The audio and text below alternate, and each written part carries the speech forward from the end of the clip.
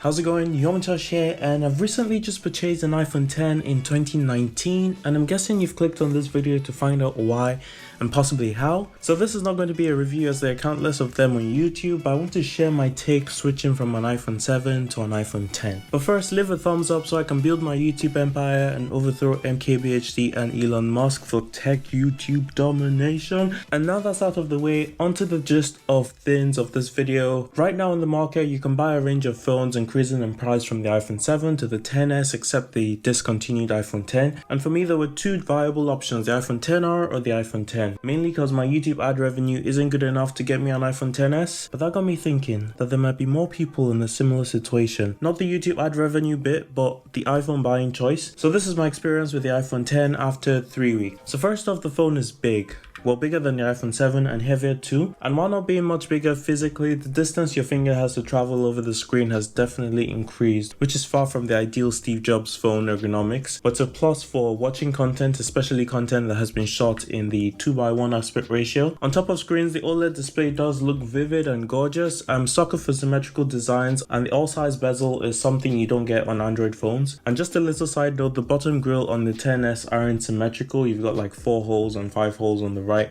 which I don't quite like. True tone on the iPhone 10 is also wonderful as it reduces eye strain quite significantly for me, and it's very noticeable over the iPhone 7. The speakers on the 10 are also much louder and give better stereo separation over the 7. 3D Touch and the haptic engine is still here, and the haptics show up ever so slightly discreetly in more areas of iOS than on the iPhone 7, and not to mention the new ringtone with custom haptics available on the iPhone 10 too. And yeah, I nearly forgot, not really. The iPhone 10 with the A11 Bionic is faster, but not crazily slow over the iPhone 10's A10 Fusion chip. Nick Ackerman does performance comparisons, and so do many other YouTubers like Simple Alpaca, and you can see this in their comparison tests. And this brings me onto some of the things on the iPhone 10 that are nice to have, but not exactly groundbreaking. The cameras are nice and upgraded, but are also not that dramatic of a change over the iPhone 7 if the only thing you're doing with your iPhone's camera is like take that one-off selfie or sunset. If it had smart HDR though, it might be a different story. Furthermore, I have no doubt that using an app like Moment Camera or Filmic Pro will deliver much better results on the iPhone 10 than on the iPhone 7. And this is the reason I opted for the 256 gig storage option, such that I could shoot longer videos with the iPhone 10's remarkable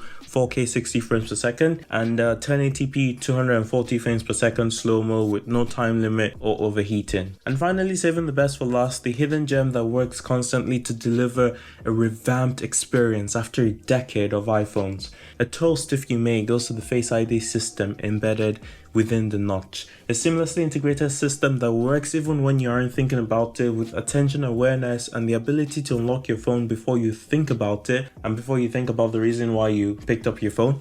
And unlocking Face ID still gives me goosebumps, and while it's not perfect, especially in the mornings or when you're lying in bed, it learns and adapts with the A11 Bionic's built-in neural engine. I'll leave a link to an interesting post on Face ID in the description. So I suspect that the video is getting a tad long now, but I've yet to compare it critically to the iPhone 7. In short, my opinion is the iPhone 10 is a great phone and a better phone than the iPhone 7 in many ways, wireless charging support included, but the upgrade wasn't absolutely necessary, although it would have been if I was using an iPhone 6, but not the 6s. The 6s is still a beast of a phone. So if you absolutely feel like you need an upgrade and you don't need 3D Touch for a lower price than £999 and maybe even more than 64 gigs of storage, look no further than the iPhone 10. But if you can wait a little longer on an iPhone 6s, a 7 or an 8, not really sure why you'd want to upgrade to a 10 from an 8 though, seeing as they're pretty much the same internals. Well, you can save up a little bit more and even start a YouTube channel and maybe even get ad revenue, but don't build a YouTube empire though, that's my thing. And yeah, you can buy yourself a new iPhone. And onto price, I bought my iPhone 10 for £510 from this website as a grade C, and I emphasize this because it doesn't look like a grade C device at all if you have any experience with like buying off the used market. So you can check out smartphonestore.com if you live in the UK. Similarly, you can get a deal from like a reputable eBay seller after much research, of course, or Craigslist for my US watchers. And please don't forget about hitting that thumbs up button to aid my conquest for YouTube domination, and subscribe if you don't dislike my voice. XOXO to you, it's Yomitosh, and have a lovely day.